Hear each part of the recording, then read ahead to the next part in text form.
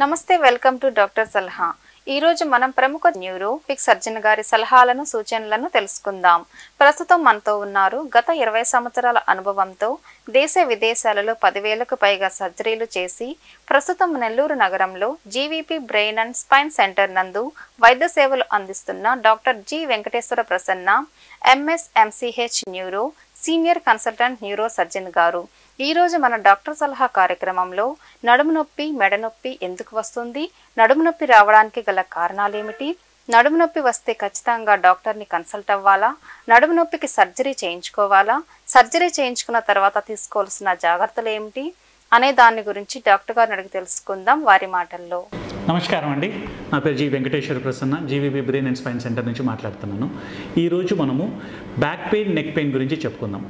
చాలాసార్లు ముందు ఈ విషయం గురించి కూడా మీకు చాలాసార్లు చెప్పాను. అయినప్పటికీ ఈరోజు క్లుప్తంగా డీటెయిల్డ్గా చాలామంది మన సొసైటీలో 85% మంది ప్రపంచంలో ఎప్పుడో ఒకసారి నడుము నొప్పితో బాధపడుతుంటారు. కాబట్టి ఈరోజు ఇంకా డీటెయిల్డ్గా దీని గురించి ఎందుకు వస్తుంది, ఏమి చేయాలి, నొప్పి వస్తే ఏం చేయాలి, రాకుండా ఉండడానికి ఏం చేయాలి, డాక్టర్ని ఎప్పుడు కన్సల్ట్ అవ్వాలి, సర్జరీ ఎప్పుడు చేయించుకోవాలి, సర్జరీ అవసరం ఉంటుందా, చేసుకుంటే కాళ్ళు చేతులు పడిపోతాయా, ఎప్పుడు చేయించుకోవడం వల్ల అపాయం ఉంటుందా, ఇలాంటి చాలా సమస్యలకన్నిటికీ ఈరోజు డీటెయిల్డ్గా చెప్పుకుందాం.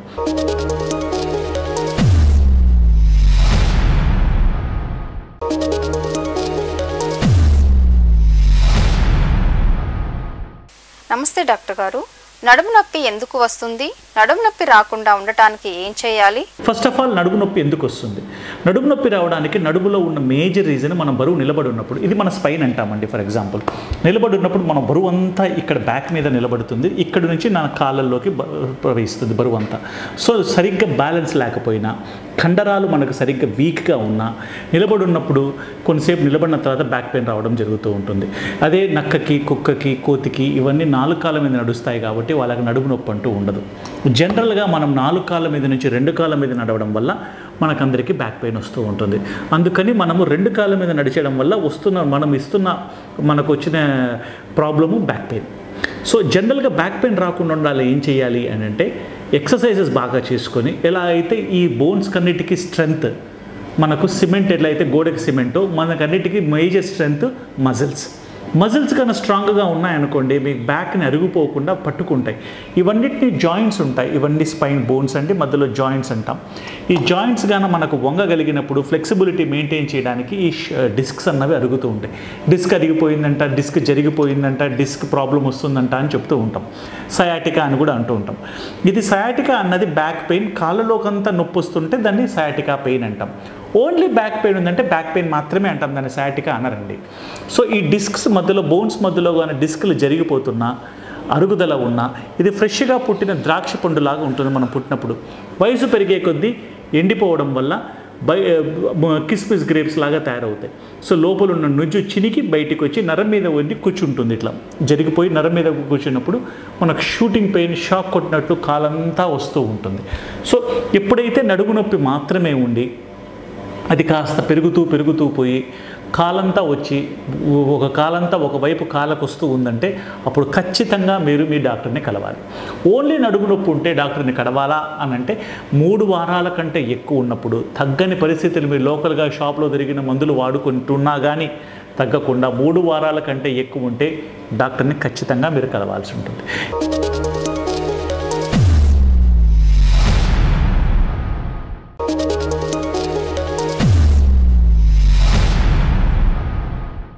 డాక్టర్ గారు, నడుము నొప్పి రావడానికి గల కారణాలు ఏమిటి? నడుము నొప్పి రావడానికి 1000 కారణాలు. ఇందులో డిస్క్ అన్నది ఒక కారణమే. మిగతా కారణాలు కావడానికి చాలా కారణాలు ఉన్నాయి.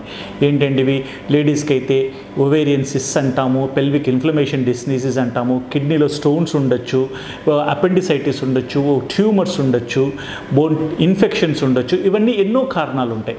సో మనం ఓన్లీ నడుము నొప్పి నెగ్లెక్ట్ చేయకుండా ఏమి ప్రాబ్లం లేదు అని నిర్ధారణ చేసుకోవడానికి మీరు డాక్టర్ని కలవాల్సి ఉంటుంది.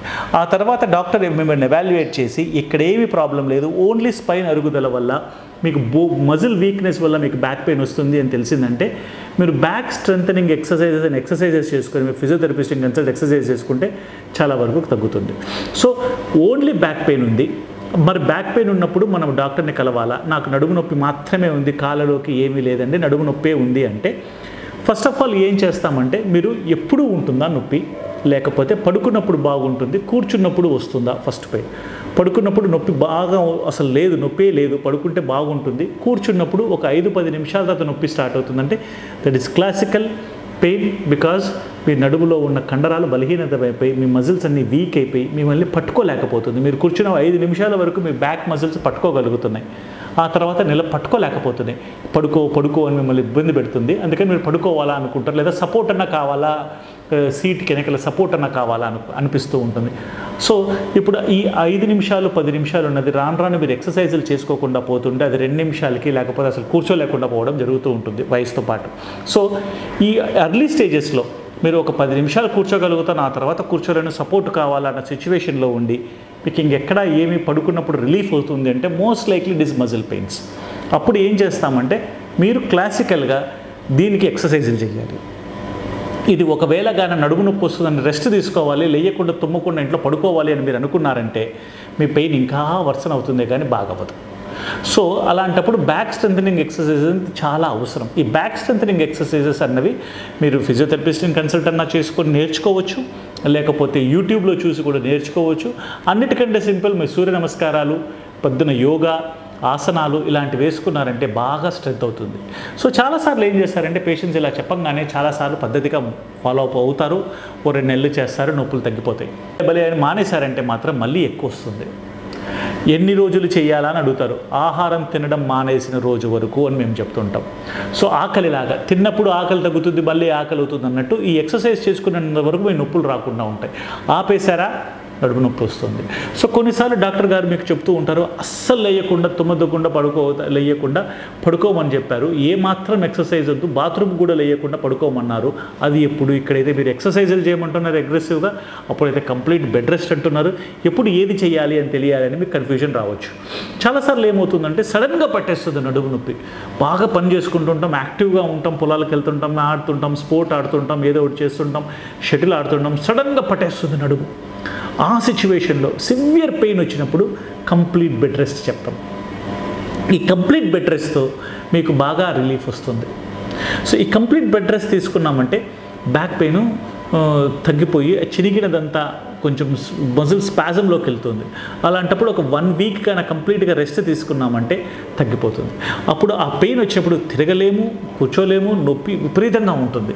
అలాంటి టైమ్స్లో మీరు ఎక్సర్సైజులు చేయకూడదు, తుమ్మకూడదు, దగ్గకూడదు, పడుకొని ఉంటే 1 వీక్లో రెస్ట్ తీసుకుంటారు. సో ఇంకా డౌట్ వచ్చిందంటే మీ ఇంటి దగ్గర ఉన్న డాక్టర్ని కన్సల్ట్ అయ్యి మీ ఫిజియోథెరపిస్ట్ని కానీ, బ్యాక్ పెయిన్ స్పెషలిస్ట్ని కానీ, న్యూరో సర్జన్ని కానీ కలిసారంటే ఎవరికి ఎప్పుడు ఏ బెడ్ రెస్ట్ చేయాలి, ఎవరు ఎప్పుడు ఎక్సర్సైజులు చేయాలని క్లుప్తంగా నీట్గా ఎక్స్ప్లెయిన్ చేయడం మీరు తెలుసుకోవడం చాలా ఇంపార్టెంట్. సో ఎందుకు అవసరం అంటే మనకెప్పుడో ఒకసారి బ్యాక్ పెయిన్తో మీరు బాధపడడం సహజం. సో ఈ సిచ్యువేషన్లో మీరు ఎప్పుడు ఏమి చేయాలని తెలుసుకోవడం బేసిక్గా మన సొసైటీలో మనకు అవసరం, చాలా ఇంపార్టెంట్. ఇది కాక ఉమెన్లో, ఎస్పెషలీ ప్రెగ్నెన్సీ ఉన్న ఉమెన్, ఏజ్ ఉన్న ఉమెన్లో మెన్సెస్ పీరియడ్స్ రావడం, మెన్సెస్ ఉన్నప్పుడు పెయిన్స్ రావడం చాలా సహజం.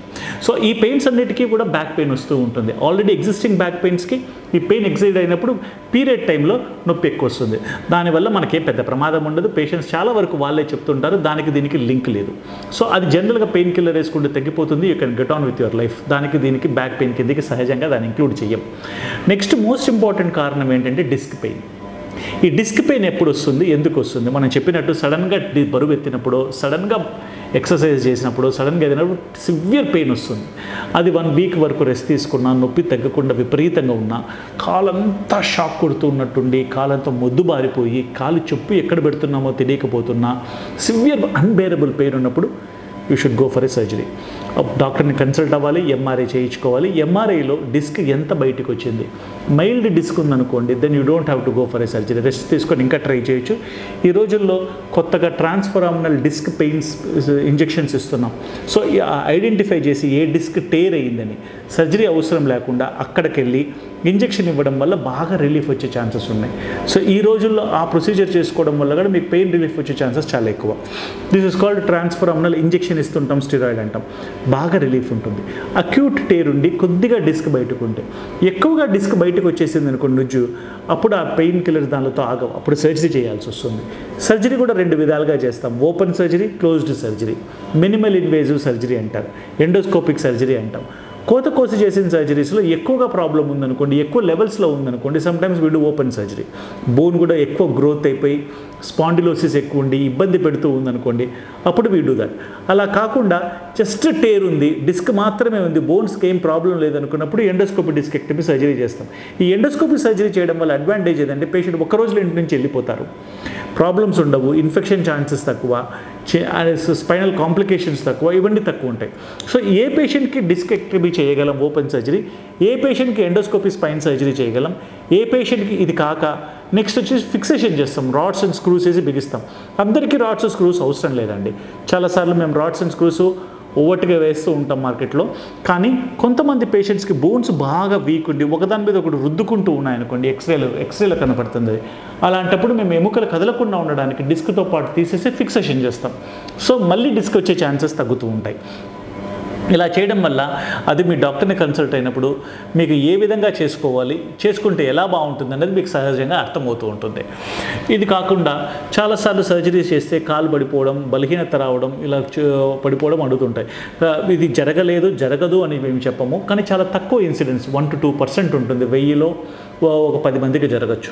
కానీ ద రిస్క్ బెనిఫిట్ రేషియో చూసుకుంటే చాలామంది సర్జరీ చేసుకోవడం వల్ల బాగా అయ్యే వాళ్ళు ప్రపంచంలో ఎక్కువ ఉంటారు, 1-2 కాంప్లికేషన్స్ అయి తగ్గే వాళ్ళు ఉన్నారు.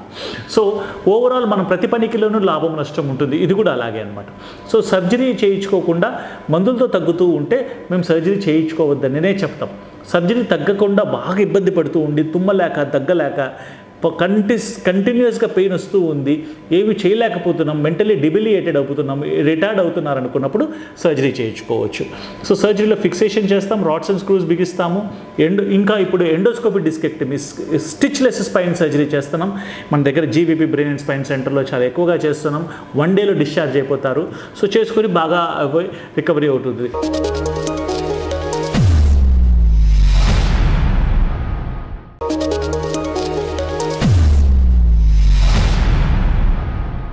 నడుము నొప్పి ఉన్న వాళ్ళకి ఎలాంటి సర్జరీ చేయాలి డాక్టర్ గారు? ఇంకొకసారి చాలామంది కామన్గా అడిగే ప్రశ్న ఏంటంటే, నాకు డెలివరీ అప్పుడు ఇంజెక్షన్ నడుములో వేశారు డాక్టర్, అప్పటి నుంచి నడుము నొప్పి వస్తుంది అని డాక్టర్ని బ్లేమ్ చేస్తూ ఉంటారు ఈ నడుము నొప్పికి డెలివరీ గురించి ఇంజెక్షన్ తీసుకోవడం వల్ల. ఇది సత్యమా, దీంట్లో ఎంత ట్రూత్ ఉందని చాలాసార్లు అడుగుతూ ఉంటారు. ఈ డిస్క్ ఇంజెక్షన్ ఇవ్వడం వల్ల, ఈ స్పైనల్లో ఇంజెక్షన్ ఇవ్వడం, ప్రెగ్నెన్సీ అప్పుడు ఇంజెక్షన్ ఇవ్వడం వల్ల టెంపరీగా మేబీ అప్ టు 6 months వరకు నొప్పి రావచ్చు. ఆ తర్వాత దానికి వల్ల నొప్పి రాదు జనరల్గా, బికాజ్ ఆ తర్వాత అదంతా సీల్ అయిపోతుంది. నార్మల్ పేషెంట్స్తో దానికి వల్ల సంబంధం ఉండదు. ప్రెగ్నెన్సీ రిలేటెడ్ ఇష్యూస్, డెలివరీ వల్ల వీక్నెస్ రావడం వల్ల బ్యాక్ మజిల్స్, మీ బ్యాక్ పెయిన్ పర్సిస్టెంట్ అవుతూ ఉంటుందే కానీ ఆ ఇంజెక్షన్ ఇవ్వడం వల్ల అనేది only for 1 month to 3 months, maximum up to 6 months వరకు మీకు లో ప్రెషర్ హెడేక్స్ అంటాం. కూర్చున్నప్పుడు తలనొప్పి వస్తూ ఉంటుంది, తలలో హెడేక్స్ వస్తాయి, బ్యాక్ పెయిన్ కాదు హెడేక్స్ వస్తాయి.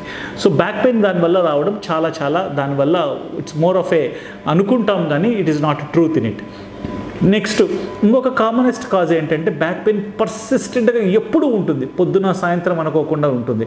అలాంటప్పుడు మనం ఎంఆర్ఐ స్కాన్ డాక్టర్ని కలిసినప్పుడు చేసినప్పుడు వి ఫైండ్ అవుట్ దట్ పేషెంట్కి బోన్ ట్యూమర్ కానీ టీబీ కానీ ఉండొచ్చు, బోన్ ఇన్ఫెక్షన్ కానీ టీబీ కానీ ఉంటుంది.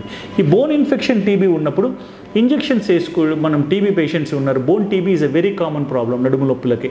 దానివల్ల మీకు గన్న తెలిస్తే ఈ సర్జరీ చేసుకొని టీబీ కానీ డ్రైన్ చేసుకోగలిగితే చాలా మంచి రిజల్ట్స్ వస్తాయి. ఈ రోజుల్లో మినిమల్ ఇన్వేజివ్ స్పైన్ సర్జరీ అని కోత కొయ్యకుండా చేసుకోవడం వల్ల కూడా తొందరగా కోలుకొని పేషెంట్స్ 1 weekలోనే పూర్తిగా లేచి పనులు చేసుకోవడం కుదురుతుంది. సో పేషెంట్ని బట్టి, కండిషన్ బట్టి, రోగం ఎంత సివియర్గా ఉందని తెలిసేదాన్ని బట్టి రికవరీ డిపెండ్ అయి ఉంటుంది. And they recover very well. జనరల్గా ఇలా రిజల్ట్స్ బాగుంటాయండి. ఇలా కాక ఇంకొక ప్రైమరీ బ్రెయిన్ ట్యూమర్స్ ఉంటాయి, లేకపోతే ఎక్కడన్నా క్యాన్సర్స్ బోన్కి స్ప్రెడ్ అవుతూ ఉంటాయి. ఫర్ ఎగ్జాంపుల్ ప్రోస్టేట్ క్యాన్సర్స్ కానీ, లేకపోతే థైరాయిడ్ క్యాన్సర్స్ కానీ, ఇలాంటివన్నీ బోన్స్కి స్ప్రెడ్ అయినప్పుడు మల్టిపుల్ మైలోమా అని బ్లడ్ క్యాన్సర్స్ కానీ స్ప్రెడ్ అవుతూ ఉంటాయి. ఇవి చాలా సివియర్ పెయిన్స్తో ఉంటారు అండ్ పేషెంట్స్ అంత తగ్గవు నొప్పులు. సో వీళ్ళకన్నిటి సిమ్టమాటిక్గా పెయిన్ కిల్లర్స్ ఇచ్చి ఒక బోన్ కానీ విరిగిపోయి ఉంటే అక్కడ సిమెంట్ వేయడం కానీ, బోన్ సిమెంటింగ్ అంటాం, సిమెంట్ వేయడం కానీ, ఫిక్సేషన్ చేయడం వల్ల కానీ పేషెంట్స్కి బాగా పెయిన్ రిలీఫ్ వస్తూ ఉంటుంది.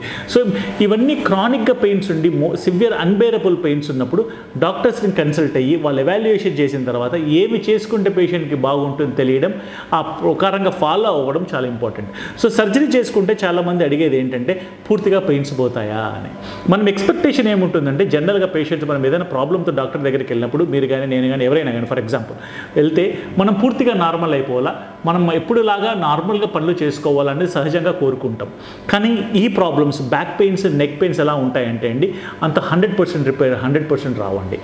నార్మల్గా మీకు if you are pain free, మామూలుగా మీకు పెయిన్ రానప్పుడు యూఆర్ 100% పర్ఫార్మెన్స్లో ఉన్నారంటే, మీరు 60%కి పడిపోయినప్పుడు మేము రిపేర్ చేసి మేము సర్జరీస్ చేసి డిస్కెక్టమీ కానీ ఫిక్సేషన్ కానీ వాట్ ఎవర్ సిచ్యువేషన్ డిమాండ్స్ చేసినప్పుడు మేము మిమ్మల్ని 80% to 85%కి రికవరీ చేయగలుగుతాం, 100% చేయలేము. సో చాలామంది పేషెంట్స్ చేశారు కానీ నొప్పులు ఉన్నాయి అంటుంటారు. Because this is a discrepancy between మా డాక్టర్స్ మీకు ఎక్స్ప్లెయిన్ చేయడంలో, మీరు అర్థం చేసుకోవడంలో. పేషెంట్స్కి మేము ఎక్స్ప్లెయిన్ చేసేటప్పుడే క్లియర్గా చెప్తాం మీరు ఏమి కోరుకుంటున్నారు, మనం ఆ సర్జరీ అయిన తర్వాత మీరు ఏమి ఎక్స్పెక్ట్ చేయాలి. మనము పేషెంటు, డాక్టరు, ఫిజియోథెరపిస్టు అందరూ కలిసి ఒకటే సింక్లో ఉండి ఓకే మనం చేస్తున్న సర్జరీ వల్ల మనం అచీవ్ చేయాలనుకున్న గోల్ ఇది అని అనుకున్నాం అనుకోండి, then the problems come less. Surgery ఇది ఎక్స్ప్లెనేషన్లో డాక్టర్కి టైం వల్ల కానీ పేషెంట్ అర్థం చేసుకోలేకపోవడం కానీ కమ్యూనికేషన్ గ్యాప్ ఎక్కడన్నా వచ్చినప్పుడు పేషెంట్ ఎక్స్పెక్టేషన్ ఏముంటుందంటే నేను మళ్ళీ 16-18 ఏళ్ళలాగా యంగ్ అయిపోతాను, డాన్స్ వేసుకుంటాను అనుకుంటారు. It may not be possible. So it also depends on మనం ఏమి ఎక్స్ప్లెయిన్ చేస్తున్నామని. ఇది కాక పేషెంట్ చాలాసార్లు ఏమవుతుందంటే మేము సర్జరీ చేసి పంపించిన తర్వాత వంగకూడదు, 3 నెలలు బెల్ట్ పెట్టుకొని ఉండాలా, ఏమి పని చేయకూడదు అని అడుగుతూ ఉంటారు.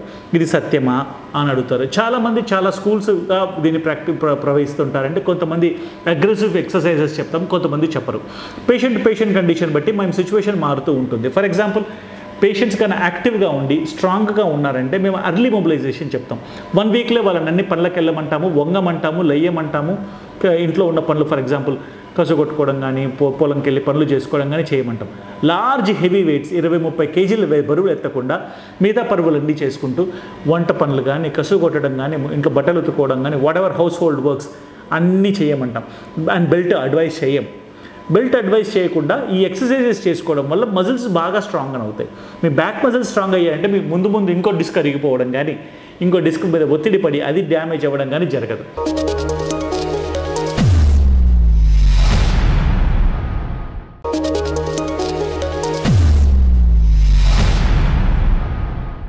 డాక్టర్ గారు సర్జరీ అయిన తర్వాత తీసుకోవాల్సిన జాగ్రత్తలు ఏంటి?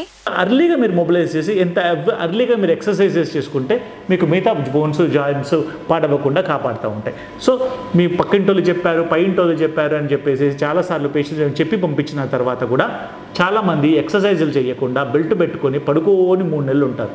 సో ఇలా అవ్వడం వల్ల మజిల్ ఏమి మూమెంట్ లాగా స్టిఫ్గా అయిపోయి అప్పుడు వంగలేక బెండ్ చేయలేక బాగా ఇబ్బంది పడుతూ సర్జరీ సరిగ్గా జరగలేదని, సర్జరీ చేసినా నాకు బాగా అవ్వలేదని బాధపడుతూ ఉంటారు. ఎప్పుడైతే మీరు ఎక్సర్సైజెస్ చేసి మజిల్ స్ట్రెచ్ అవుతుందో, ఫ్రీ అవుతుందో అప్పుడు మీ నొప్పులు తగ్గుతాయి. సో ఎంత తొందరగా మీరు బ్యాక్ టు వర్క్కి వెళ్ళగలిగితే సర్జరీ అయితే అంత తొందరగా మీకు బాగా రిలీఫ్ ఉంటుంది. ఎన్ని రోజులు మీరు రెస్ట్ తీసుకుంటే మీ బాడీకి అంత డ్యామేజ్ చేస్తున్న విషయం మీరు గ్రహించాల్సి ఉంటుంది. అండ్ అగ్రెసివ్గా స్పోర్టింగ్ గేమ్స్ ఆడడం, ఇంట్లో పనులు చేసుకోవడం చేయమని చెప్తారు. బరువులు ఒక్కటి ఎత్తకండి అని చెప్తూ ఉంటాం. సో ఇలాంటి చిన్న చిట్కాలు చేసుకుంటుంటే బాగుంటుంది. చాలాసార్లు దీని తర్వాత పేషెంట్స్ అడిగేది ఏంటంటే ఎన్ని రోజుల వరకు మేము పథ్యం ఉండాలి, ఏమేమి తినచ్చు ఏమేమి తినకూడదు అని. మేము క్లియర్గా చెప్తాం, సర్జరీ చేసిన తర్వాత పథ్యం అంటూ ఉండదు, అన్ని పదార్థాలు తినాల్సిందే. ఇంగ్లీష్ మందులకు పథ్యాలు ఉండవు. షుగరు బీపీ ఉంటే దానికి సపరేట్ కాకుండా మిగతావన్నిటి కూడా మీరు పూర్తిగా నార్మల్గా తినచ్చు.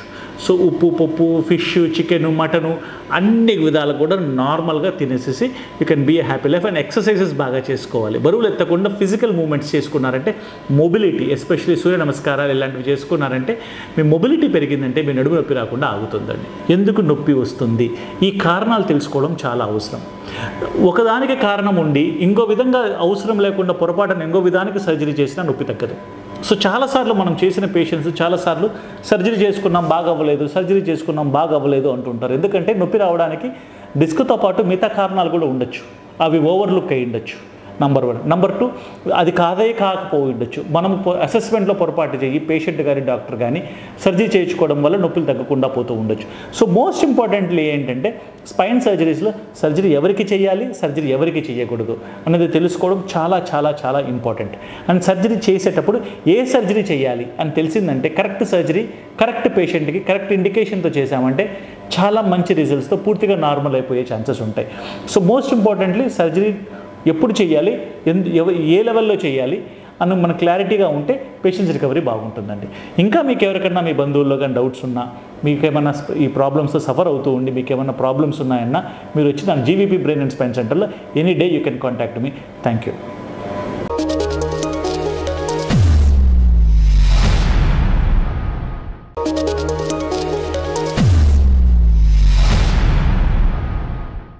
నమస్కారం. ఈ ఆపర్చునిటీ ఇచ్చిన శివాబి ఛానల్ వాళ్ళందరికీ ధన్యవాదాలు చెప్పుకుంటూ నా పేరు G Venkateswara Prasanna, GVP brain and spine centre, Nellore. చూసారు కదండి, నడుము నొప్పి ఎందుకు వస్తుంది, నడుము నొప్పి రావడానికి గల కారణాలేంటి, నడుము నొప్పి రాకుండా ఉండటానికి ఏం చేయాలి, నడుము నొప్పి ఉన్న వాళ్ళకి ఎవరికి ఎలాంటి సర్జరీ చేయాలి, సర్జరీ అయిన తర్వాత తీసుకోవాల్సిన జాగ్రత్తలు ఏమిటి అనే దాని గురించి ఈరోజు తెలుసుకున్నాం. ఇవాళ డాక్టర్ సలహా కార్యక్రమం ఇంతటితో ముగిస్తూ రేపు మరొక వైద్య నిపుణుల ద్వారా వారి సలహాలను సూచనలను తెలుసుకుందాం. ఈ కార్యక్రమం ప్రతిరోజు మీ శివాబి న్యూస్ ఛానల్ నంబర్ 17 నందు ఉదయం 8:30 తిరిగి మధ్యాహ్నం 2:30 మరియు రాత్రి 9:30 ప్రసారమగును. యువర్స్ భారతి.